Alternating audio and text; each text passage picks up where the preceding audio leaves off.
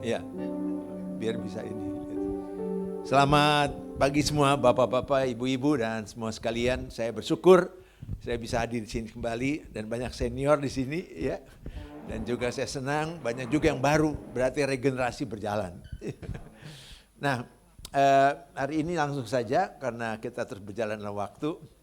Pencet yang di atas. Ke atas. Nah, yang ini. Ya, nanti selanjutnya ditutup gitu ya. Baik, saya senang menyampaikan ini karena membantu kita untuk melihat hati kita, ya. Obedience in sincerity, artinya dalam ketaatan mesti ada ketulusan, ya. Dalam melayani mesti ada ketulusan supaya jangan kita kelihatannya melayani pada enggak, ya. Karena di sini kita lihat beberapa rahasianya. Silakan slide. Ingat Tuhan mau kita hidup dalam keadaan yang tulus, ya. Nah, ayat di bawah ini biasanya dibacakan pada saat orang meninggal. Tapi jangan kita udah meninggal lu baru tahu ayat ini, kan gak enak gitu. Bunyinya begini. Oh ya. Ya. Wahyu 4 ayat 13. Dan aku mendengar dari sorga, suara dari sorga berkata, tuliskan, berbahagialah orang-orang yang mati dalam Tuhan sejak sekarang ini. Sungguh kata Roh, supaya mereka boleh beristirahat dari jerih lelah mereka karena segala perbuatan mereka menyertai mereka. Memang kita selalu bilang kita nggak bawa apa-apa ke surga, betul. Artinya materi kita nggak bawa, surat tanah, deposito, bank, segala macam kita nggak bawa, ya, mobil apapun nggak bawa. Tapi jelas kalimatnya, segala perbuatan mereka menyertai mereka. Ya. Nah, dari sekarang kita mesti tahu nih apa yang kita bisa bawa. Jangan terlalu banyak waktu dipakai untuk yang tidak bisa dibawa. Ya, kalau orang cerdik dia tahu ini bakal bisa dibawa. Ini saya kerjakan banyak. Ya, slide. Pencetnya. Perbuatan yang mana yang bisa kita bawa?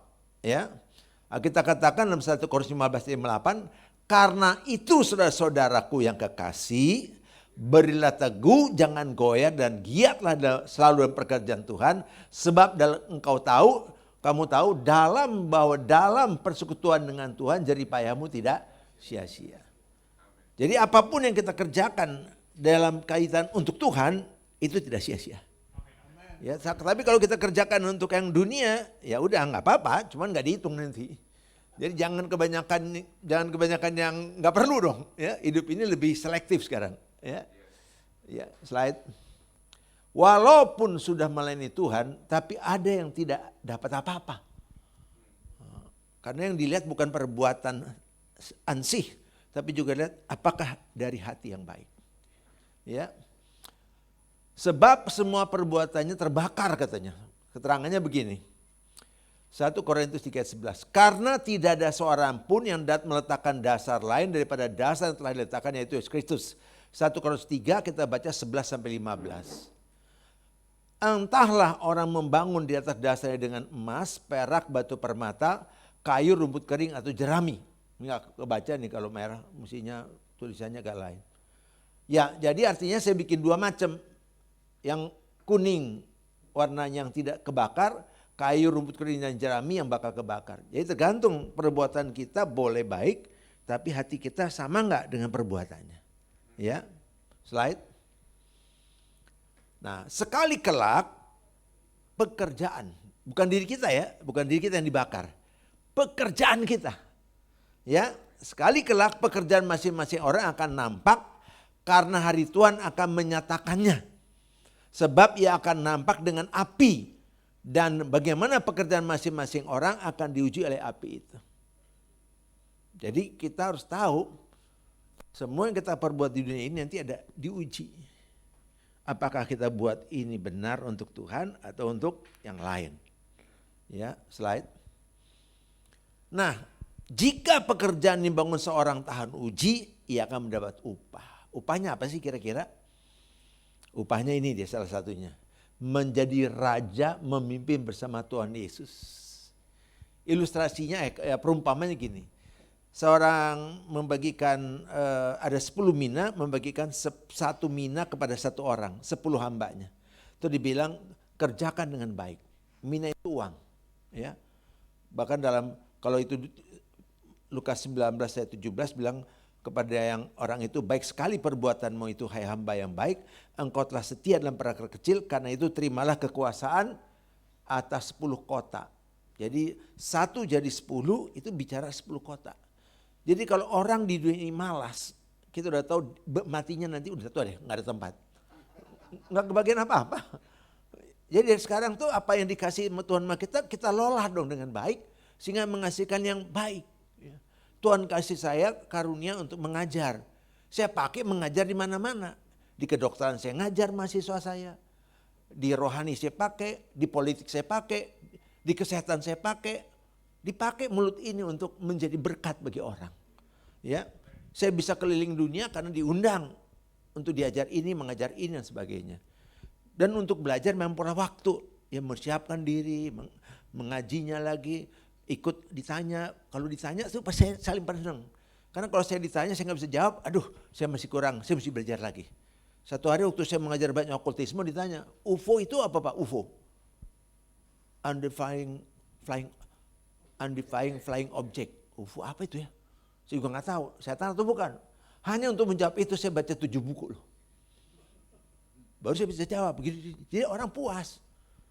Kalau kita mau mengajar harus banyak belajar. Ya, oke, itu contoh aja. Ya, tapi dapat upah nih. Nah, sekarang persoalannya apa yang kita kerjakan ini menghasilkan enggak nih? Kita lihat dari dunia kita rasakan hasilnya ada. Ya pasti di surga ada. Tapi kalau kita merasa enggak ada apa-apanya, setiap orang yang enggak merasa berguna, hati-hati loh. Kita mesti rasa diri kita ini berguna bagi orang lain. Tapi kalau bilang, saya sih kemana-mana nggak ada yang perlu, hati-hati itu. Mungkin kita nggak mempersiapkan diri kita untuk akhirnya orang perlu kita.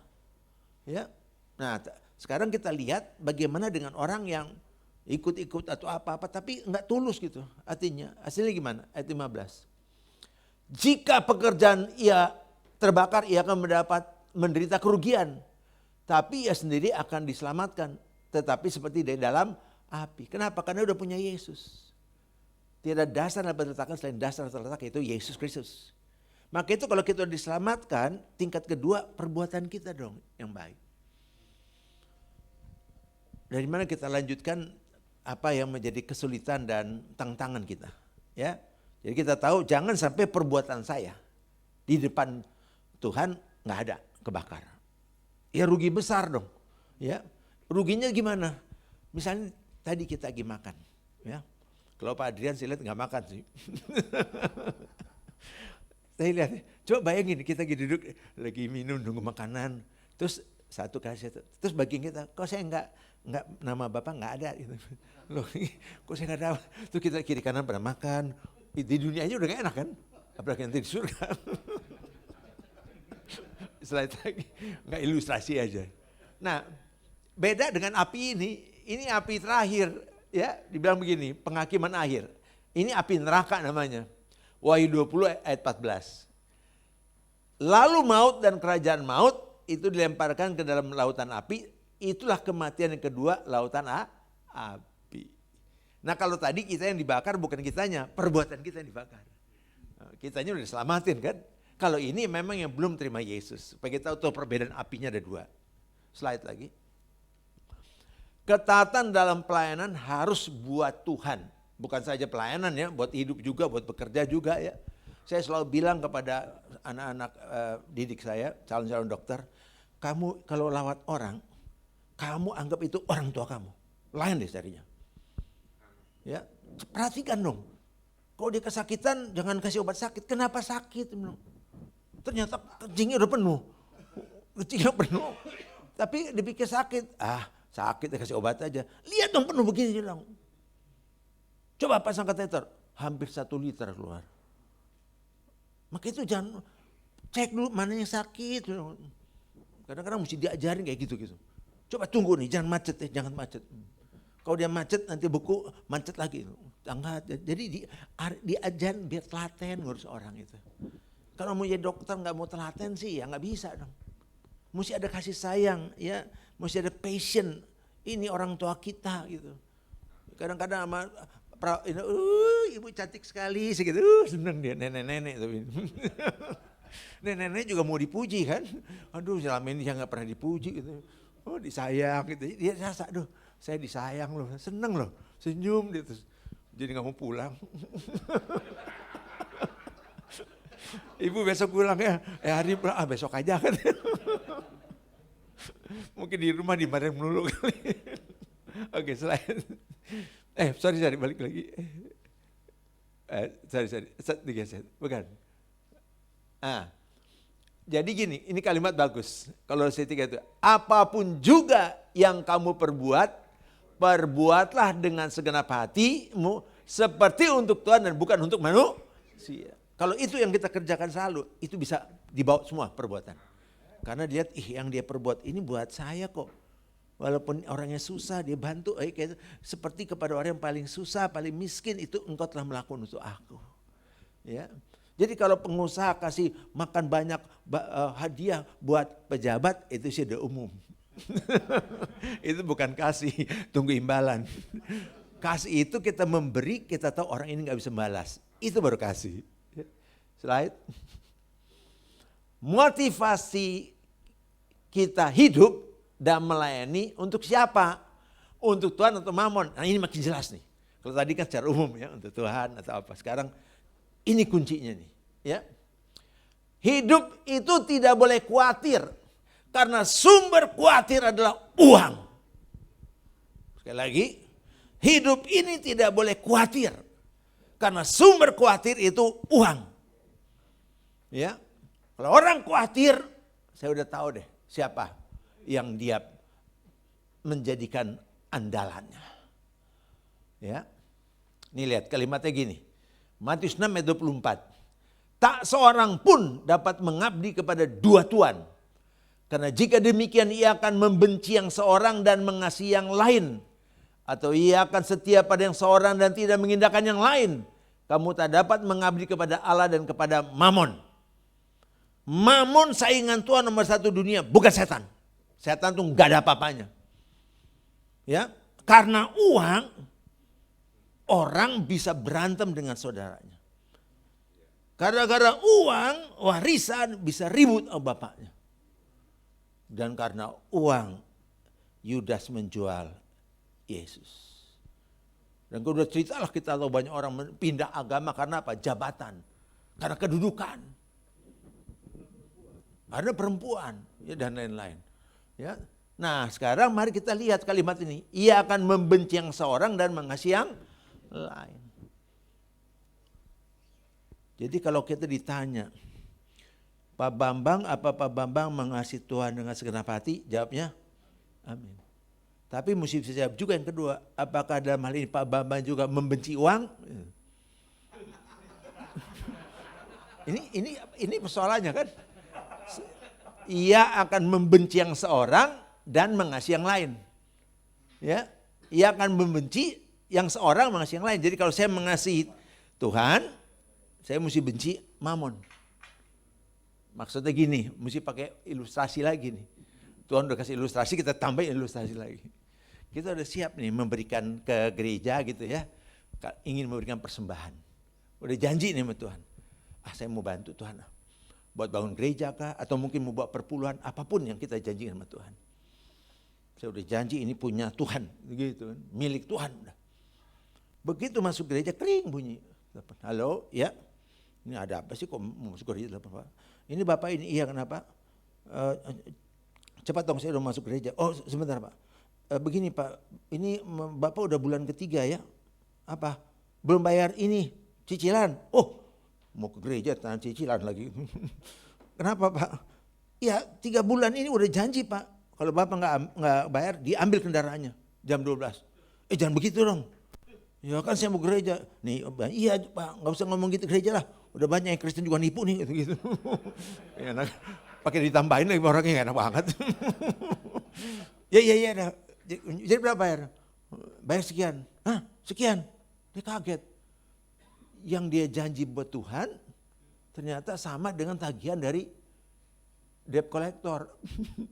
Dia bilang, ya Tuhan, depan pintu gereja lagi, Engkau lebih mengerti daripada saya. Engkau penuh kasih dan penuh anugerah. Debt collector kurang ajar Tuhan. Di sini kita lihat. Sebenarnya Tuhan lagi nguji kita. Kita peduli dengan Tuhan, kan bilang, ia akan setia pada seorang dan tidak mengindahkan yang lain. Di saat inilah Tuhan lagi ngecek hati kita. Oh, dia ternyata janji sama saya cuman janji di mulut. Berarti dia lebih mengutamakan mamon atau materi daripada aku. Ya, oke, selanjutnya. Melayani Tuhan atau uang. Nah sekarang makin jelas nih. Ya, slide lagi. Melayani uang, hidupnya akan khawatir. Ini dia. Ayat 24 tadi kan pilih layani Tuhan atau mamon. Begitu kita pilih uang, keluarlah ayat 25. Karena itu aku berkata, janganlah khawatir akan hidupmu. Akan apa yang hendak kau makan atau minum. Dan janganlah khawatir pula akan tubuhmu. Akan apa yang hendak kamu pakai. Bukankah hidup itu lebih penting daripada makanan. Dan tubuh itu lebih penting daripada pakaian. Ya. Jadi kalau yang kita andalkan uang, ya otomatis dia mengatur hidup kita. Ada uang senang, nggak ada uang susah. Ya. Selanjutnya. Ya, pusing nih karena duit katanya. Cuan juga nih. Ya, selanjutnya.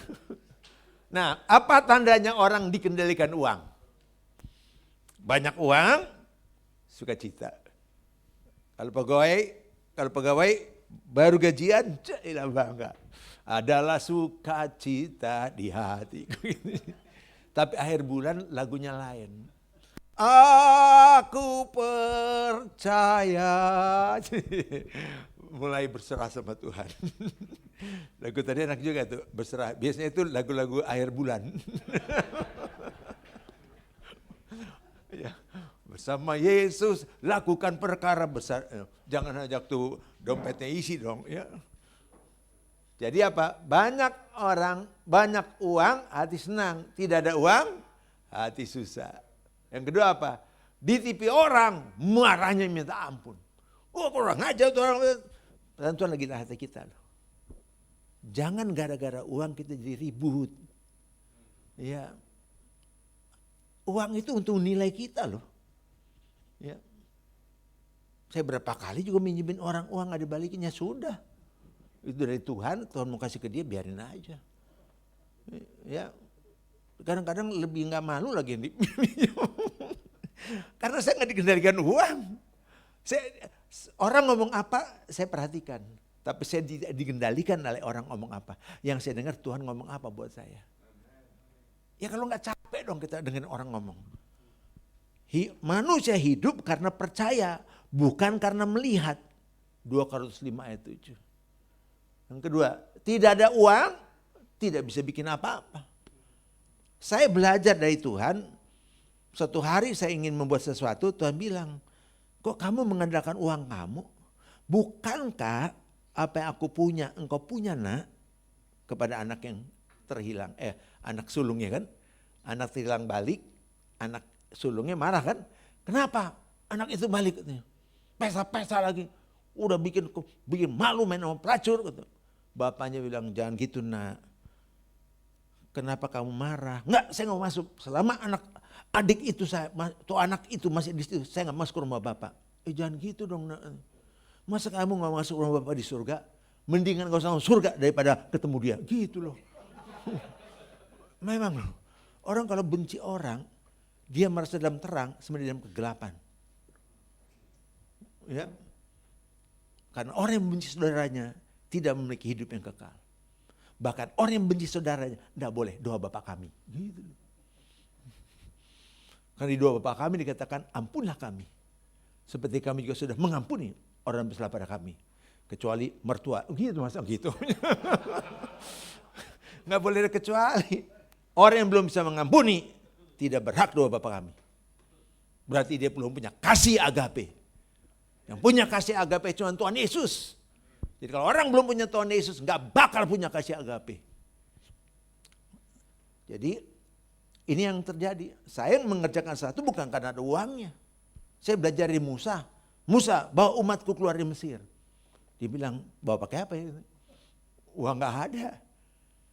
Di tanganmu ada tongkat. Udah pakai tongkat ini. Dan dengan tongkat dihancur leburkan ekonomi Mesir. Binatang kena sampar. Ikan kena darah mati. Es turun. Mati ekonominya. Apalagi pekerja-pekerja yang pintar, kemudian jutaan orang keluar dari Mesir. Mesir kehilangan tenaga kerja. Terakhir semua pria-pria yang hebat dibunuh di Laut Mati. Mesir menjadi negara yang gagal. Ya pakai istilah sekarang negara gagal. Karena beberapa negara akan gagal. Gagal tidak bisa bayar utang. Sri Lanka udah. Yang akan datang nanti Papua Nugini dan yang kedua Burma. Di depan mata semua. Ya, supaya cepat saya terusin aja dulu. Slide lagi. Mulai sekarang jangan khawatir dan jangan cari uang. Aduh gimana sih, pengusaha disuruh nggak boleh cari uang. Maksudnya apa nih? Nah dengar dulu kalimatnya dong. Sebab itu janganlah kamu khawatir dan berkata apa yang akan kami makan, apa yang kami minum, apakah yang kami pakai. Semua itu dicari bangsa-bangsa itu mengenal Allah. Kalau kita punya Bapa, kita tahu ayat ini. Akan tapi Bapakmu yang di surga tahu bahwa kamu memerlukan semua itu. Maka itu punya Bapak dong. Siapa kita tahu, kita nggak sendirian, Bapak tahu. Dengar kesaksian Pak Johan tadi. Bagaimana kehidupannya begitu, tapi anak-anaknya satu di Finland, satu arsitek, satu lagi bekerja. Kalau kita lihat kan, beliau kelihatannya biasa-biasa aja, tapi lihat hasilnya dong. Maka itu katakan perkenanan Tuhan. Ya. Nah, oleh karena itu, kenapa jangan cari uang? Ya cari dahulu kerajaan Allah. Bukan uang dulu. Slide. Ingat saingan utama Tuhan kan uang. Maka itu jangan cari uang. Tapi cari dahulu kerajaan Allah dan kebenarannya. Maka semuanya itu akan ditambahkan padamu. Semua yang kau perlukan tadi. Semua yang diperlukan bangsa-bangsa ditambahkan padamu. Saya sedikit kesaksian. Saya di masa pandemi direktur kami diganti. Yayasan gak sempat milih direktur baru. Direktur utama. Nggak tahu-tahu dari salah satu wakil direktur bilang, udah pilih Dr. Yandi aja. Kenapa? Dia paling lama tuh di rumah sakit, maka itu paling setia. Karena saya kerja cuma di rumah sakit Tuki aja gitu. Karena saya lihat ini mahasiswa ini mesti dibina nih, ini pemimpin masa depan. Kalau nggak diisi ilmunya, diisi karakternya susah. Jadi mereka, ya Dr. Yandi, saya kan udah tua, saya bilang. Nggak cocok jadi direktur utama. Udah nggak ada orang katanya. Ya sudahlah kalau gitu. PLT artinya pejabat sementara PLT. Ya udah, saya masuk situ. Pas saya masuk, yayasan katakan memang mesti Pak Royani kenapa dalam keadaan sulit begini katanya. Bayangin saat itu rumah sakit 90 pasien COVID. Tapi terima kasih Tuhan, baru dia bersaksi 115 suster saya yang kena sama perawat, sama radiologi dan semuanya yang kena COVID. Nggak ada yang meninggal. Puji Tuhan loh. Ya 105 loh. 115 sorry. Sampai kadang-kadang saya mesti tutup. Tutup IGD. Kenapa? IGD itu nggak boleh rawat pasien. Karena di ruangan penuh, tunggu lagi. Akhirnya dari 14 sampai 25 pasien. Yang ngerawat siapa? Cuma 4 orang. 4 orang ngurusin kasih obatnya. Oksigen habis, ganti oksigen. 24 orang. Saya bilang, tutup dulu nanti semua mati lagi, suster saya sakit lagi. Ya kalau udah begitu ngantri pindah. Kadang saya sedih ke situ. Saat itu 2 hari kemudian ditutup, tiba-tiba saudara saya telepon, ini sakit katanya. Aduh, udah sesak napasnya. Aduh, kuki penuh saya nggak bisa. Akhirnya dia cari tempat lain, tiba-tiba saya dengar meninggal di jalan. Aduh, kadang-kadang sedih juga. Tapi dah, ini cerita tentang sedihnya bagaimana pandemi yang lalu ya, bikin banyak saudara-saudara yang hilang. Ya terus, pesan terakhir Presiden Jokowi ngomong sini ya. Ke depan keadaan dunia tidak dapat ditentukan. Wah, terus dia ngomong kemana-mana sekarang. Berapa lama perang kita nggak tahu. Ini bulan Februari tanggal 24 perang dimulai. Kayaknya sekarang belum kelar-kelar nih, udah 4 bulan. Apalagi kemudian Ibu Koni kalau cerita, perang di Eropa tuh rata-rata 800 tahun. Hah, 800 tahun.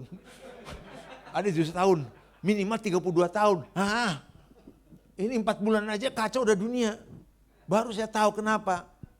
Karena memang mereka penghasil makanan dan energi yang luar biasa nih dua ini negara. Coba slide. Nih, Ukraina ini agrikulturnya nyumbangnya kemana ekspornya? Ke Cina, ke India, ke Egypt, Eropa semuanya. Ini dia agrikulturnya. Ditambah dengan Rusia, coba lihat Rusia. Rusia ya, crude oilnya aja 6,5 juta per hari. Banyak. Belum gasnya 17, yang pakai gas siapa? Eropa semua. Wheatnya Rusia dengan Ukraina 29%, hampir 30% sumber gandum dunia dari mereka. Apalagi kalau sunflower 75%. Gimana nggak goncang dunia. Harga naik semua, naik. Ya, Indonesia aja bayangin kita penghasil CPO, minyak goreng, bisa kekurang minyak goreng. Padahal kebutuhan kita cuma 5 juta liter, yang diekspor 50 juta liter. Betul.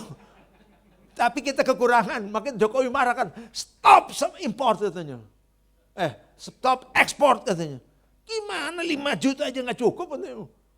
Marah mereka bilang, ini untung gede gimana rakyatnya gak makan. Maka itu kan Menteri Perdagangan diganti. Sama siapa? Sama orang PKB itu. Ya orang orang PAN. Rusia ini fertilize juga. Jadi ya benar-benar deh, mereka berdua kuat sekali ekonominya. Dia stop, ngejerit 60 negara, nggak dapat. Nyari kemana naik harga, naik mana. Nah di sini terjadi inflasi nanti. Dan inflasi tertinggi siapa coba? Turki. Dia bilang datang dong 10 juta nih, 10 hari nih nginep, datang dengan tiket. Gimana orang nggak sadar kan, 10 juta lah, 10 hari. Sama juga dengan apa? Tiket gratis. Rame sekarang ke situ. Tapi makannya bayar ya makan suruh kita, suruh bayar uang keluar. Kalau enggak mereka enggak ada uang. Pinter loh. Habis 70% itunya naik inflasinya. Amerika sih cuma 8,2, Indonesia aman lah terus. Nah, akibatnya harga minyak dunia kan 122 sekarang. Sementara asumsi APBN kita 63. Berapa lama mesti subsidi nih? 2 kali lipat kita subsidi terus. Lama-lama habis juga uang kita nih. Kita Indonesia juga hati-hati loh. Belum lagi gandum, pupuk naik. Sementara minyak goreng belum, tadi udah saya ngomongin. Kita masih import gandum, apalagi kedelai, apalagi jagung. Maka itu jangan heran naik semua. Maka itu ditahan sama presiden, nggak boleh naikin bensin. Begitu naik semua cepet. Jadi kita ini dalam keadaan serius sebenarnya. Maka itu dia bilang hati-hati gitu. Slide. Nah ini saya sampaikan pesan khusus dari Bapak Rohani saya. 2012 dibilang, 2012 kurang gede mesti. Sampai 2019 atau 2020 itu masa fat cow, sapi gemuk katanya. Bisnis lah di sini.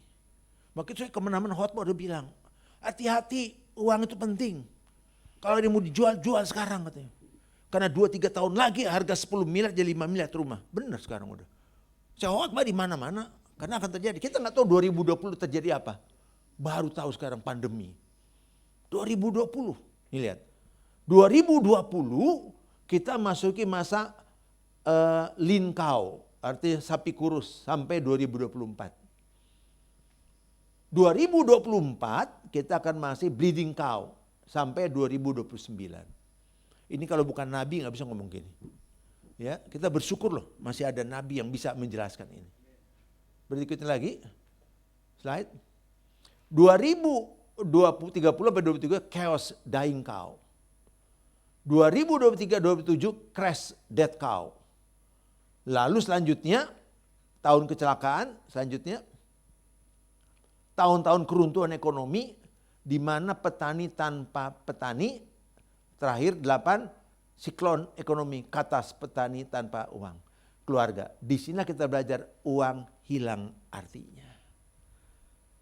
Karena kalau cetak uang, lama uang nggak ada artinya. Dan sampai tiba saatnya uang memang nggak ada artinya.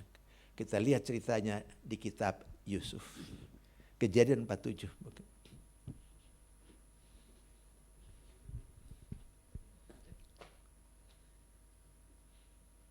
Dua kali ya. Nih. Ini yang akan terjadi di depan. Jadi saya bersyukur kenapa? Kita ini sudah manusia akhir zaman ini. Ini udah hitungan tanggal ini, udah hitungan tahun. Saya dulu nggak percaya 2020 kenapa yang paling sulit. Dia udah tahu 7 tahun sebelumnya akan datang masa kesulitan 2020. Belum kelar pandemi udah masuk perang lagi. Lihat, di seluruh negeri itu tidak ada makanan. Sebab kelaparan itu sangat kehebat sehingga seisi tanah Mesir dan tanah Kanaan lemah lesu karena kelaparan itu. Maka Yusuf mengumpulkan segala uang ada dalam tanah Mesir di tanah Kanaan, yakni uang pembayaran gandum yang dibeli mereka. Dan Yusuf membawa uang itu ke dalam istana Firaun. Setelah habis uang, uang hilang nanti kuasanya. Kita akan dagang dengan barter nanti. Ya. Setelah habis uang di tanah Mesir dan di tanah Kanaan, datang semua orang ke Mesir menghadap Yusuf berkata, berilah makanan kepada kami, mengapa kami harus mati di depanmu, sebab tidak ada lagi uang. Uang bukan ciptaan Tuhan, asal tahu. Dunia menciptakan uang. Ya. Terus naik ke atas 16. Jawab Yusuf, jika tidak ada lagi uang, berilah ternakmu. Maka aku memberi makanan padamu sebagai ganti ternak. Ternak dikasih. Hidup mereka. Ayat 18, lewat tahun itu datanglah mereka padanya. Pada tahun yang kedua setelah berkata, tidak usah kami sembunyikan kepada Tuhan bahwa setelah uang kami habis dan setelah kumpulan ternak kami menjadi milik Tuanku, tidaklah ada lagi tinggal yang dapat kami serahkan pada Tuanku selain apa? Badan dan tanah kami. Ya. Akhirnya badan dan tanah juga dikasih. Ya. Caranya ganti apa? Jadi milikmu Tuhan. Tapi kami mau hidup dong. Kasih kami benih. Dikasihlah benih. Benih itulah mereka hidup. Dan dari benih itu 20% diserahkan kepada Firaun. Baca kalimatnya. Ayat 21. Ya. 24. Mengenai hasilnya, kamu berikan 1/5 bagian pada Firaun dan yang 4 bagian lagi itulah menjadi benih untuk ladangmu dan menjadi makan makananmu dan mereka ada di rumahmu dan menjadi makanan anak-anakmu. Lalu berkata mereka, engkau telah memelihara hidup kami asal kiranya kami mendapat kasih Tuanku, biarlah kami menjadi hamba kepada Firaun. Yusuf membuat itu menjadi satu ketetapan mengenai tanah di Mesir sampai sekarang. Yakni bahwa 1/5 dari hasil yang menjadi milik Firaun, hanya tanah para imam tidak menjadi milik Firaun. Ini penggenapan daripada kejadian dari Mazmur 24:1. Bumi dan segala isinya termasuk emas perak dan yang mendiaminya termasuk manusia dan hewan milik Tuhan. Jadi kita kembali lagi sadar bahwa dengan peristiwa ini semua kita tahu kita nggak ada apa-apanya lagi. Apa jalan keluarnya sih? Kan nggak berita buruk aja kan? Balik lagi ke slide. Tahu apa? 2019 ya pencet keynote, nggak apa-apa pencet keynote. Keynote itu, ini pencet ini. Tekan aja, tekan. Ini. Ya, oke. sebelum 2019 dibilang gini, akan ada open heaven 20 tahun. Open heaven. Buat apa open heaven? Buat apa yang langit terbuka? Karena kita tidak bisa lagi hidup dengan kekuatan dunia ini. Kita akan hidup dengan berkat yang dari Tuhan. Caranya apa? Pertolongan Tuhan terjadi sampai 2039 nih, open heaven. 2039 kita nggak tahu apa yang terjadi lagi. Jadi buat saya sangat excited karena kita ini di masa-masa akhir udah. Udah nggak main-main, nanti makin susah baru kita tahu. Tuhan, tolong Tuhan, udah mulai kita gitu. Ya, Pak Rudi menyaksikan bagaimana kasih sayang Tuhan. Ya, bagaimana hotel mesti ditutup salah, dibuka salah. Ya, tapi tiba-tiba pemerintah bisa digerakkan coba memilih dari banyak hotel. Kok bisa lagi? Ya, dan akhirnya bisa berjalan lah minimal kan, tidak terlalu tersyok-syok gitu. Pertolongan ada dari Tuhan. Hari ini kita harus dari Tuhan. dunia nggak bisa tolong kita lagi. Caranya gimana? Buat siapa yang mau terhubung dengan mengasihi Tuhan, jawabnya kasihlah Tuhan Allahmu dengan segenap hatimu dan dengan segenap jiwamu dan segenap akal budimu dan segenap kekuatanmu. Artinya, kasih kepada Tuhan mesti nomor satu. Bicara mengasihi Tuhan, nggak kasih uang, nggak ada kasih. Karena di mana hartamu berada, di situ hatimu berada. Jangan dikendalikan uang loh kita. Tuhan dikendalikan. Caranya apa? Slide. Jangan merampok uang Tuhan. Malaikat 3, pembayaran persembahan persepuluhan menyenangkan hati Tuhan. Kita udah tahu kan tentang perpuluhan ya? Langsung saya baca aja. Ini tentang will man rob a God kalau bahasa Inggrisnya. Slide lagi. Kita langsung baca aja intinya. Gini. Bawalah seluruh persembahan persepuluhan ke dalam rumah perbendaharaan supaya ada persediaan makanan di rumahku dan ujilah aku. Firman Tuhan semesta alam, apakah aku tidak membuka bagimu tingkap-tingkap langit dan mencurahkan berkat kepadamu sampai berkelimpahan. Membuka tingkap langit namanya open heaven. Sayalah contoh hidup. Sejak saya kasih perpuluhan kepada Tuhan, sejak mahasiswa sampai hari ini terjadi dalam diri saya. Hidup berkelimpahan. Kalau masih ragu-ragu, coba aja. Seorang bapak pernah bilang gini, dia gak pernah mau kasih perpuluhan. Utang aja masih banyak di bank, barang juga belum pada laku kan gitu. Tapi seorang pendeta ngomong gini, kebetulan pendetanya saya kenal dan sudah meninggal. Dia bilang gini, kalau you kasih perpuluhan dalam 6 bulan, hidup you gak berubah, saya kasih tahu, saya berhenti jadi pendeta, Alkitab saya buang, bohong teman-teman. Itu jemaatnya dengar, yakin banget nih pendeta ngomongnya. Dia bilang, mah coba yuk, kita uji Tuhan yuk. Yuk. Karena orang kalau dikasih uang nggak bisa gitu. Enak aja, duit saya kata. Dia coba, dia kasih 10%, nggak ada perubahan. Dikasih lagi bulan kedua, dia sungguh, dia kaget. Orang Arab datang. Dia kesaksian dia nih. Ente ada baju kayak gini, aneh perlu. Loh, kok yang di gudang nih yang diminta? Oh, ada mau apa? Berapa banyak? Ya mau berapa katanya? Ya mau berapa ada? Saya ambil. Ya boleh katanya. Harga berapa dulu? Bahan kayak gini ya? Sama kok. Ini diambil dari gudang saya tuh bukan. Boleh katanya. Silakan. Dikasih harga di luar harga biasa, lebih tinggi. Dia kaget. Ini siapa yang kirim sini? Itu namanya kalau langit dibuka kayak gitu.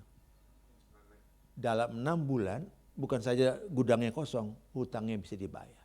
Tepuk tangan lu buat Tuhan. Tuhan bilang uji aku.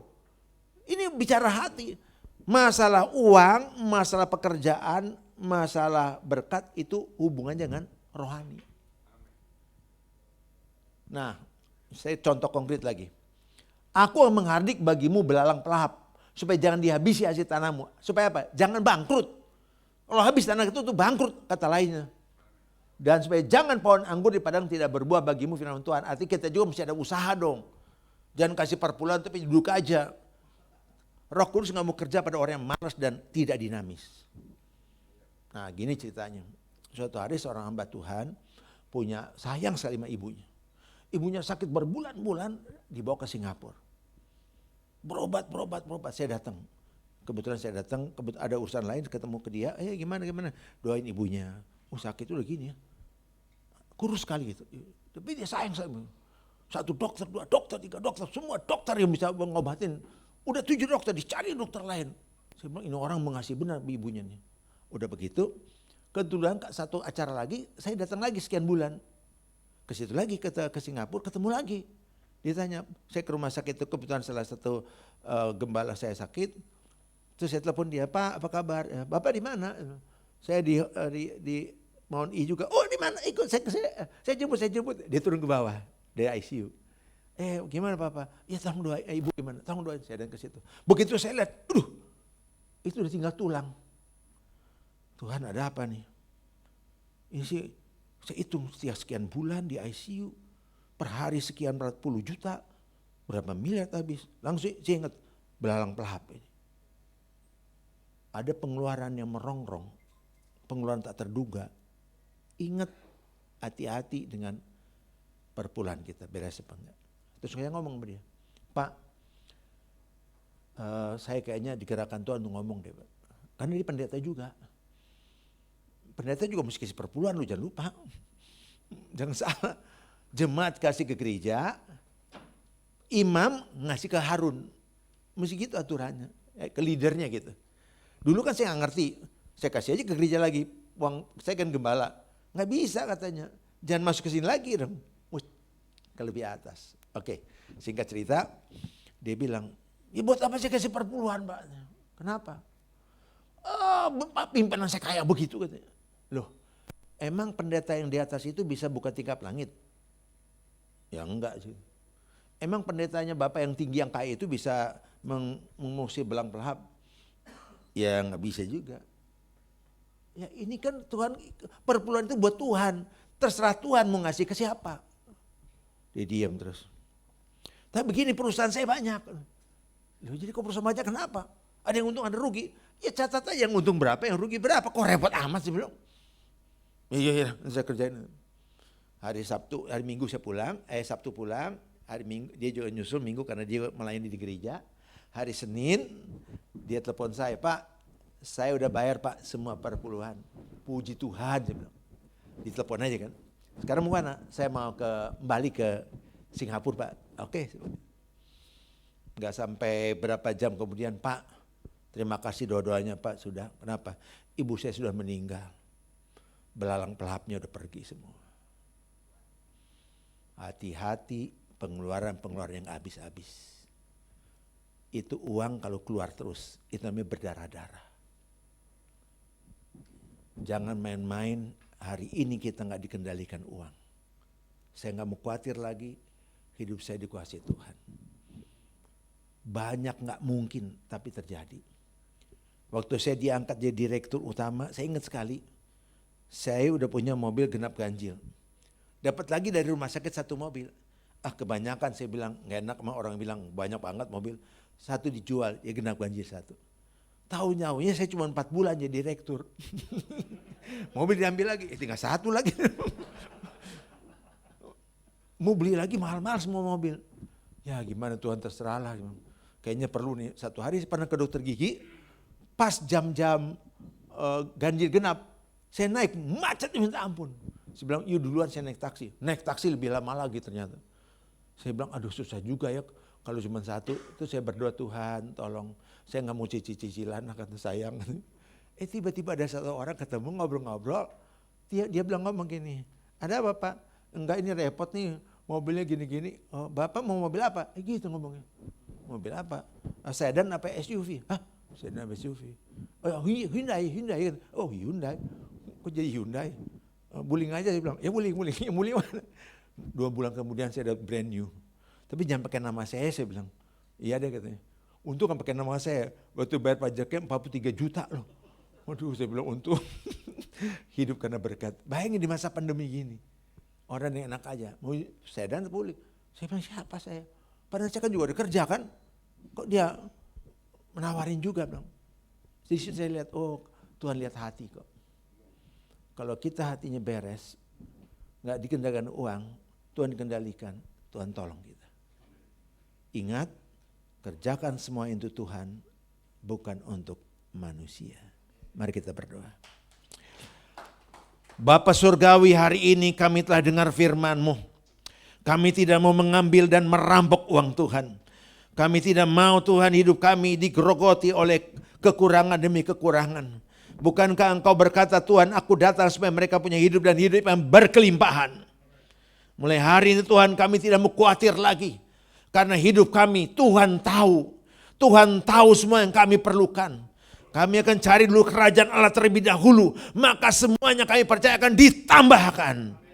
Terima kasih Bapak. Di Full Gospel ini kami melihat semua saudara saling mengasihi, saling melayani. Biarlah mereka, kami semua menjadi satu keluarga yang besar, saling tolong menolong. Tetapi biarlah sumber kami adalah yang dari atas. Open heaven sampai 2039 karena kesetiaan kami kepada Tuhan. Dalam nama Yesus diberkatilah Full Gospel Tomang Chapter dan semua jaringannya, dan jadi berkat bagi banyak pelayanan yang lain. Dalam nama Yesus kami berdoa, amin. Tepuk tangan buat Tuhan Yesus.